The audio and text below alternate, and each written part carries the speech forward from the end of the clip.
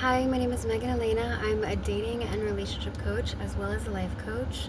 I've been coaching men and women for over 12 years. I'm trained in the ICF method as well as the Tony Robbins and Chloe Madonna's coaching training. I'm also the creator of transformational workshops, ZMS for women, and a matchmaker, and I host workshops for couples as well. So today I wanted to make a video for the ladies on feminine magnetic communication. And this is in direct opposition to what may be your normal way of communicating.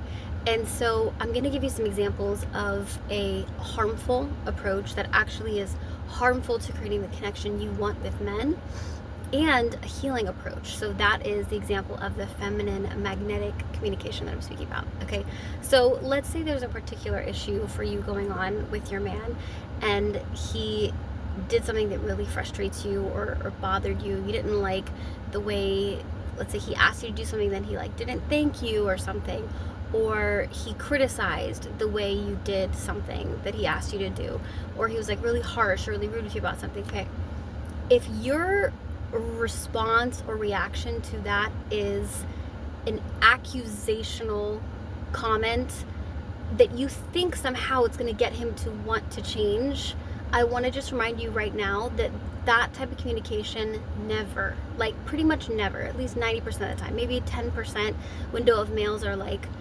well, if she thinks I never do this, then I ought to change. But typically, when we as humans, especially for males, when they hear those comments like, you never do this or you always do this, it just makes them feel like you don't see me, you don't acknowledge the fact that that's not true, and you're not being logical. So, why am I even trying here? And then they're gonna, of course, defend themselves. So they're in that protection mode, right? So you're not actually connecting to their heart.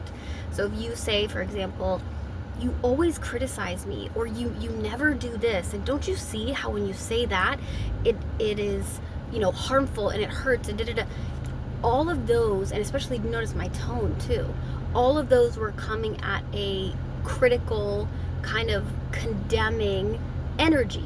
Now, you're not wrong to feel frustrated. That's obviously a natural human emotion and a response that 99% of us get to, whether we're male or female. That's so obvious. That's such a natural thing, and there's absolutely no shame in being at that place. But if you want to create healing, if you want to create something different, what I'd encourage you as the feminine path of awakening, the feminine path of enlightenment, is to be able to have control over your words. Be able to have control over your words, be able to have control over the impact that you make on someone else, and try to create a positive impact. Okay? So we as feminine beings, as females, we have such a healing capacity in our voice, or a harmful capacity in our voice.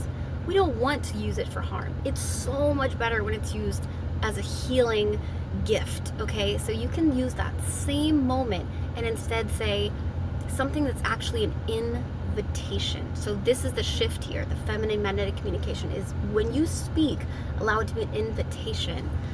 Honey, what I would really love right now is to feel you appreciating me. Honey, what I would really, really just, love up on you for is if I felt you acknowledging me for the gifts that I bring into your life.